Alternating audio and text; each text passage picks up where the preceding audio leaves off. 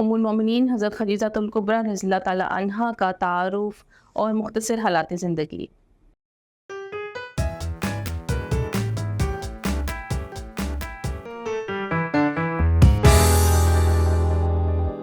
السلام علیکم عزیز طلباء و طالبات، میں آپ سب کو مون لائٹ انٹرنیشنل پبلشر کے ڈیجیٹل تعلیمی پلیٹ فارم پر خوش آمدید کہتی ہوں۔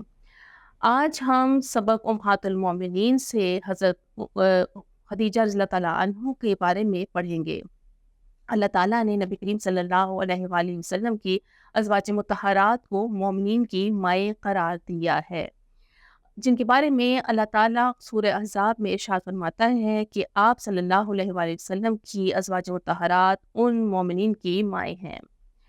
مسلمانوں کی دینی تعلیم و تربیت میں امہات المومنین کا نمایاں حصہ ہے۔ حضرت خدیجہ الکبریٰ رضی اللہ تعالیٰ عنہا قبیلہ قریش کی ایک معزز خاتون تھیں۔ ان کی ذات بڑی خوبیوں کی حامل تھی۔ شرافت اور پاکیزگی کے سبب پورے قبیلے میں طاہرہ کے لقب سے مشہور تھیں۔ آپ رضی اللہ تعالیٰ عنہا کے والد کا نام خویلد بن اسد اور والدہ کا نام فاطمہ بنت زید ہے۔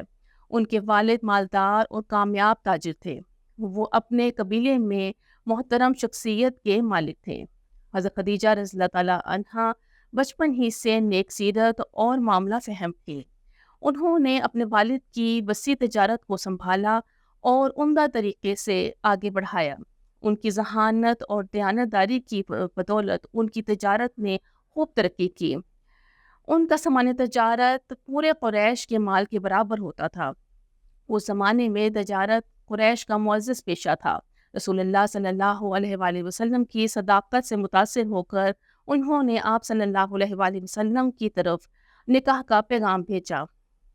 آپ صلی اللہ علیہ وآلہ وسلم نے حضرت خدیجہ رضی اللہ تعالیٰ عنہا کے بارے میں ارشاد فرمایا، اللہ تعالیٰ نے مجھے اس سے بہتر متبادل نہیں دیا۔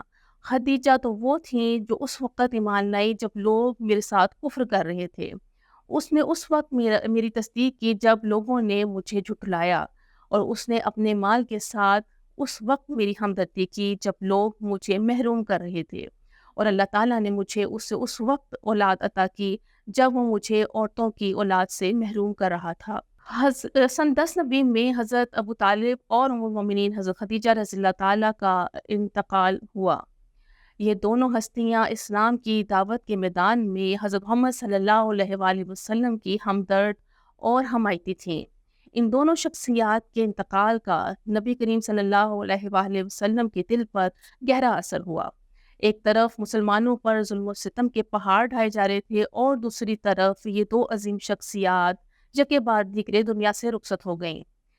اس سال کو عام الحزن یعنی غم کا سال قرار دیا گیا۔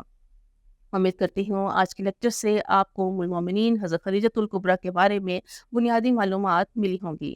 اللہ حافظ۔